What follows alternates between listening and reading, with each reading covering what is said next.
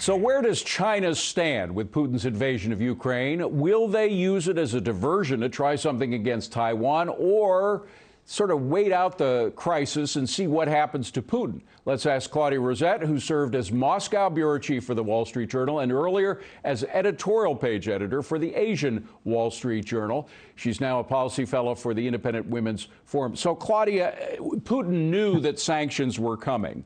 Was he hoping to rely on China as sort of his banker, realizing that the United States and Europe would try to cut off his banking privileges there? It's very clear that he has made arrangements with Xi Jinping. He went to Beijing for the opening of the Olympics. They put out a joint statement about all these things they share, including casting themselves as the rising powers of a new world order in which we're really on decline. And they've made specific arrangements. There are things like Sberbank, one of the huge savings banks in Russia, which launched a mobile app for money transfers directly to China at the beginning of February. China has lifted restrictions on the import of wheat from Russia. And there may be deals that we actually don't know anything about.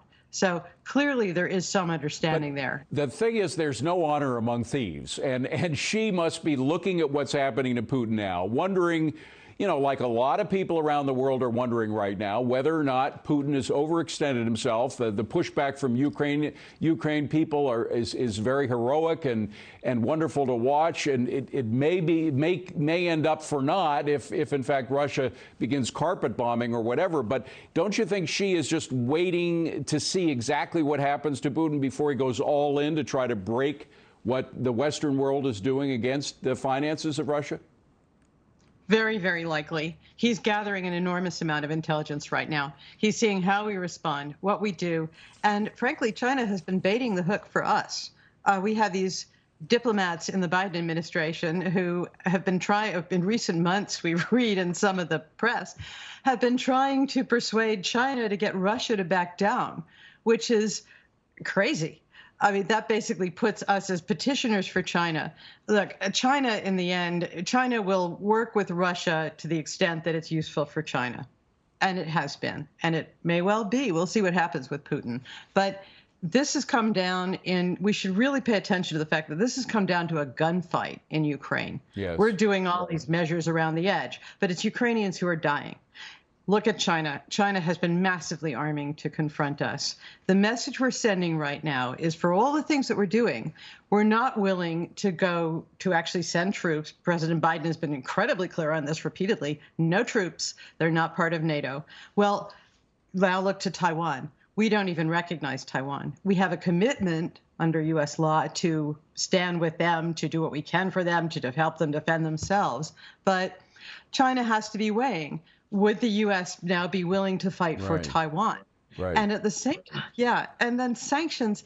David, there's a point of diminishing returns. If you sanction the entire world, you've effectively sanctioned yourself. Yeah. And China is looking at that too. Well, China is trying to play nice, and I emphasize the word play because it may be nothing more than play acting, as it probably is. But the foreign minister of China just said the United States should truly see China as a partner in the course of development rather than an adversary in power games. And then when President Biden was asked about whether there was a deal with China to try to isolate Russia, here's what Biden said. Let's roll tape.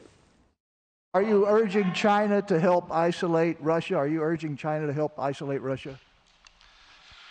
I'm not prepared to comment on that at the moment. So what does that "I'm not prepared to comment" really mean? Well, I'd read that as they're doing more of the begging and importuning and approaching China. And the comment from China's foreign minister, Wang Yi, urging that, more cordial relations, that the U.S. do something to improve relations.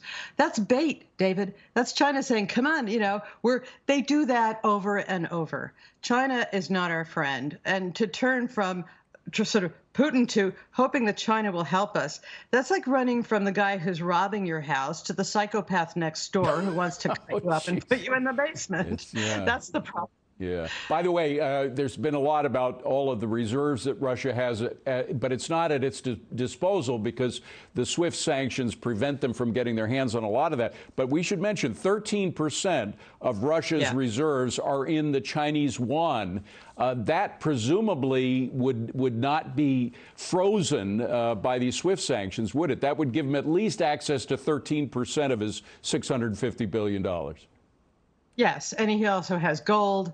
He has some reserve. I think he's got a real problem right now in Ukraine and at home, but he has shored up things against this day.